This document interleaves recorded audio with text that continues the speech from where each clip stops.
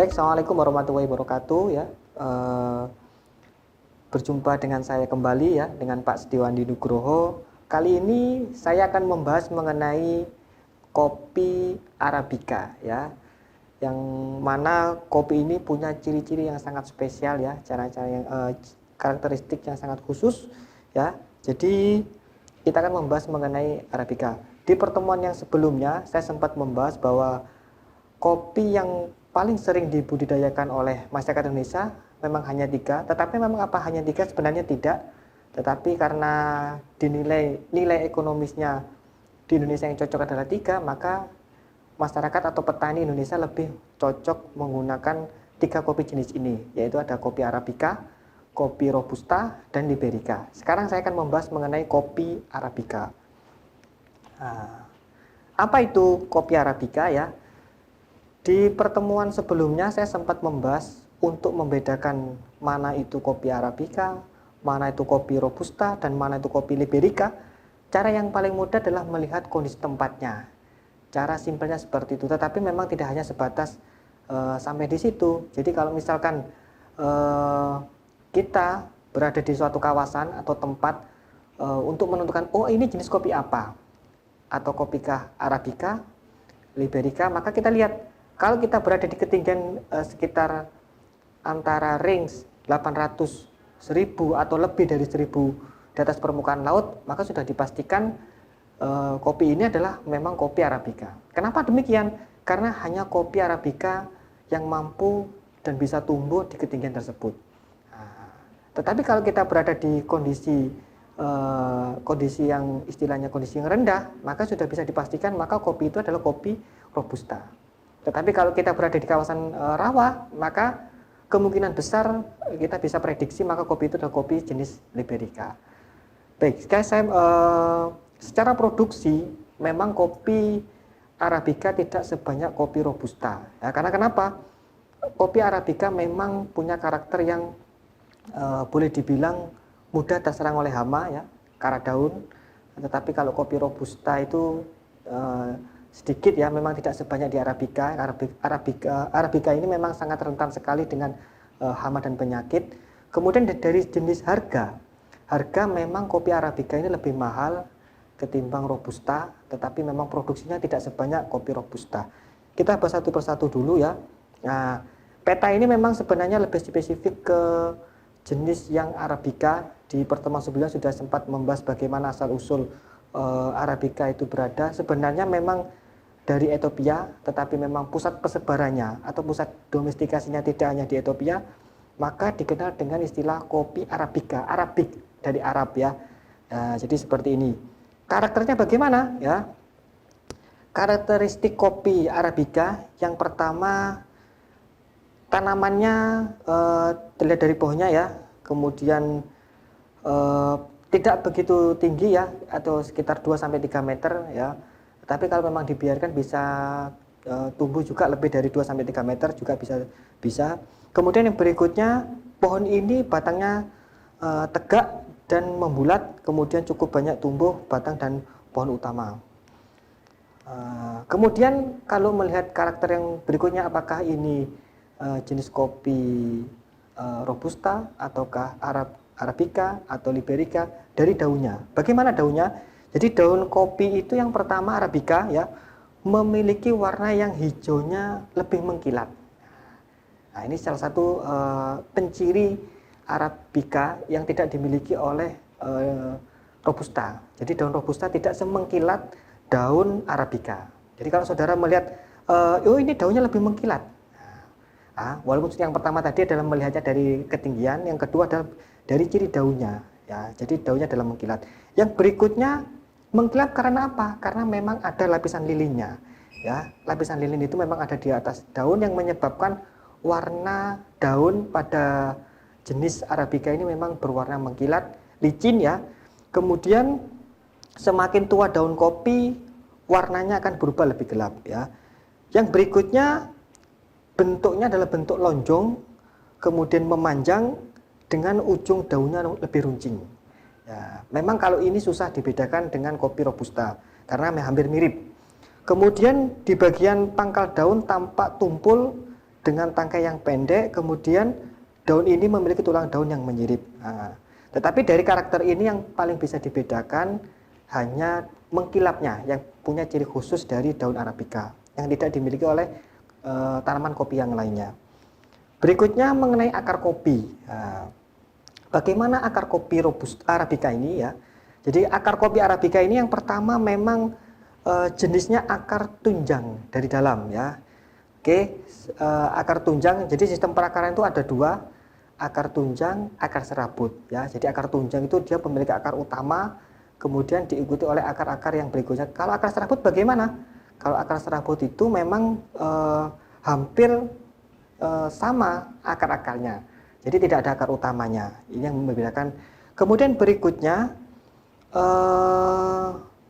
akar ini dapat menopang pohon supaya tidak mudah roboh ya. Ini jelas sebagai fungsi akar ya.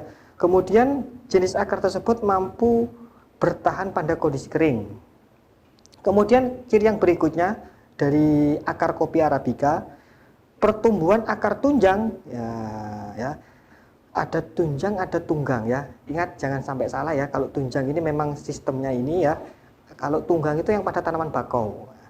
Oke, pertumbuhan akar tunjang ini mulai terjadi ketika bibit dimindahkan ke lahan. Semakin baik sistem perakaran pohon kopi, semakin baik produktivitasnya. Ya, jadi memang kalau melihat sejauh mana tanaman ini bisa mampu bertahan hidup, ya, maka memang indikatornya adalah akarnya. Kalau akarnya semakin panjang, semakin menjulang ke dalam, maka bisa dikatakan bahwa tanaman akar kopi Arabica ini semakin baik. Ya. Yang berikutnya, bunga kopi Arabica. Ya, jadi kalau yang belum pernah melihat bagaimana bunganya kopi ya, khususnya adalah kopi Arabica. Yang pertama karakteristiknya, tanaman kopi Arabica akan mulai berbunga setelah umur 4 tahun. Nah, ini menjadi catatan putih, jadi catatan kunci ya. Jadi jangan berpikir bahwa umur 2 tahun tanam sudah tumbuh bunga, jadi belum tumbuh bunga ya. Jadi dikatakan bisa berbunga ketika dia tanaman tersebut Arabica sudah berumur 4 tahun. Kemudian tanaman ini akan berbunga setelah musim hujan. Kemudian bunga kopi biasanya tumbuh terletak di bagian ketiak daun ya. Dan umumnya memang berwarnanya adalah warna putih pada gambar di slide yang saya tampilkan ini. Kemudian bunga dapat melakukan penyerbukan sendiri ya, dan hampir tidak ada perbedaan antara bunga jantan dan bunga betina. Baik, kemudian penyerbukannya bagaimana? Bunga ini menjadi salah satu penting ya, karena bunga ini menjadi cikal bakal jadinya buah kopi ya, yang nanti juga akan jadinya ada biji kopi ya. Jadi pembuahan tersebut akan menghasilkan buah kopi, di mana buah ini akan matang ya dalam kurun waktu 8 sampai 11 bulan. Kemudian warna buah ya yang masih muda warnanya hijau, yang kemudian kalau sudah menua berwarna merah terang. Nah, ya, jadi kalau sudah buah biasanya untuk ciri-ciri Arabica ini memang buahnya cenderung rontok ya, jadi memang mudah rontok, dan ketika rontok dan jatuh dalam tanah, maka biji kopi itu memiliki sifat menyerap bau-bau tanah. Jadi kalau misalkan sampai dia jatuh di tanah, sebaiknya biji tersebut tidak dicampur dengan biji-biji yang lain, karena dia mempunyai pengaruh sangat penting kaitannya dengan nilai jual, dan termasuk kaitannya berpengaruh kaitannya pada cita rasa kopi itu sendiri. Jadi ini menjadi sangat penting ya kaitannya dengan. Kemudian varietas kopi Arabica ya, memang sebenarnya varietas kopi Arabica ini kalau di dunia itu banyak, tetapi saya hanya memfokuskan yang ada di Puslit Koka Indonesia ya. Jadi kebetulan dia hanya mengembangkan yang dirasa sifatnya adalah unggul ya. Tadi sudah sempat saya menjelaskan mengenai mengapa ada domestikasi ya. Salah satunya ini menciptakan tanaman ya, klon atau varietas yang memiliki sifat-sifat unggul. Ada 4 di sini varietas kopi Arabica yang di Puslit Koka. Yang pertama ada klon BP308. Jadi BP308 ini adalah merupakan tanaman unggul yang tahan terhadap serangan nematoda. Jadi nematoda Karena kebanyakan memang sebagian besar tanaman kopi yang Arabica ini memang rentan yang namanya nematoda. Makanya Busit Koka berharap dengan adanya klon ini, nematoda tidak bisa menyerang varietas klon BP 308 ini. Keistimewanya klon ini apa? Yang pertama ya, dia toleran terhadap tanah yang kurang subur ya. Dia walaupun unsur hara tidak begitu maksimal memberikan nutrisi kepada klon BP 308 ini, dia masih berusaha mempertahankan hidupnya. Kemudian yang berikutnya, BP 308 ya dianjurkan dijadikan sebagai batang bawah ya, tetapi pada bagian yang atasnya bisa digunakan klon-klon yang lain. Biasanya memang kalau prakteknya ada sering kalanya pihak Busit Koka ya memberikan apa istilahnya, memberikan perkembangbiakan dengan berbagai macam tipe. Salah satunya ada yang batang bawahnya mungkin BP 308, kemudian yang atasnya mungkin dengan klon-klon yang lain dengan harapan memunculkan sifat-sifat yang baru. Kenapa BP 308 ditaruh yang batang bawah merupakan yang kuat? Karena dia memang tadi saya dianjurkan memang kan dia tahan nematoda berkaitan dengan langsung perakaran yang di tanah. Jadi sebaiknya untuk BP 308 ini memang ada di bagian batang bawah. Kemudian ada klon BP42 ya. Jadi klon BP42 ini memang produktivitasnya 800 sampai 1200 kg ya per hektar per tahun ya. Artinya dia di dalam per kilo per hektar dan per tahun ini. Perawakannya sedang, kemudian cabang dan luasnya pendek, dan buah yang dihasilkannya besar dan dompolannya rapat. Ini adalah keunggulan dari klon BP42. Kemudian ada klon lagi yang namanya klon SA436 ya. Ini produktivitas buah kopinya cukup tinggi, kemudian mencapai 1.600 sampai 2.800 kg per hektar per tahun ya. Kemudian bentuk biji dari klon ini kecil ya, tetapi memang ukurannya memang tidak seragam. Kemudian klon BP234 ya.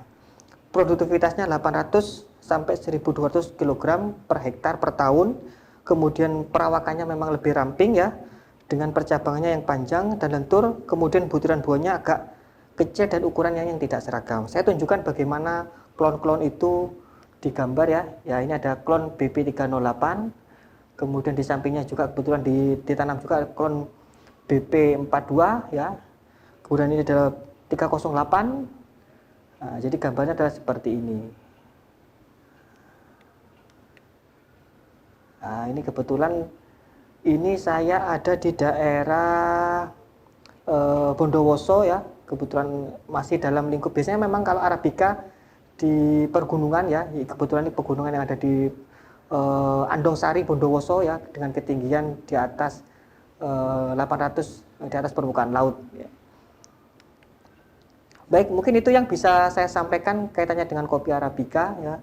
Terima kasih atas kesempatan yang diberikan. Saya tutup. Assalamualaikum warahmatullahi wabarakatuh.